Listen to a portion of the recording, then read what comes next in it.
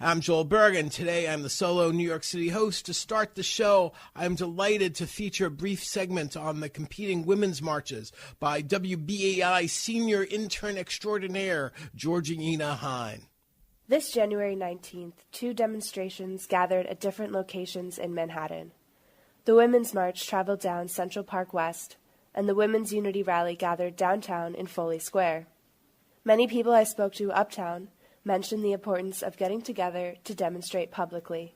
It's important, but also it's like being a part of this is really important.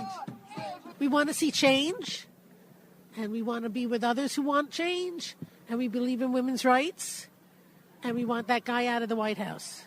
That guy, Donald Trump, was the motivation for a lot of people to protest outdoors for hours when the temperature was in the 30s. I ran into Columbia professor Eileen Gillooly, who spoke of collectivity's power in our recent elections. A couple of years ago, I think it came as a surprise to everyone that there was actually power in collective activity. And so that's, I think, what, to kind of reinforce that. And things changed, right? You had many more women running for office and winning. And so the sense of, community action and moral right, frankly, right? There was a strong feeling of that collectivity at the march. Women with young children, music.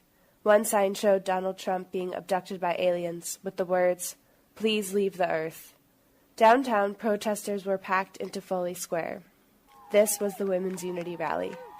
Because Women's March leader Tamika Mallory has ties to Minister Louis Farrakhan, head of the Black separatist religious and political organization, the Nation of Islam, the Unity Rally was organized as an alternative. Farrakhan has for decades espoused hatred of both Jews and LGBTQ people. While Mallory had said she didn't agree with all of Farrakhan's statements, she said, "I called him the greatest of all time because of what he's done in Black communities." A lot of people downtown brought up the idea of intersectionality, or involving all groups in a particular movement.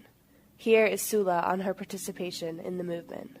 I'm here to support my Black, trans, Indigenous, Latinx sisters and women.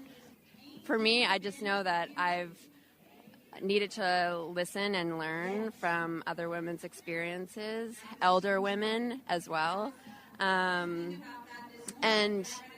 listen to what they need. And so that is, I don't have the answer for what they need, but my role, I feel like, in the movement is to listen and support and show up and have conversations and try and support in any way that I can. Change often starts with conversations leading to action.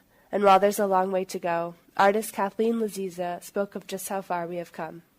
You know what? In my lifetime, I never thought I would see marriage equality. And look at this. We're fighting for it still, but it's a one giant step closer.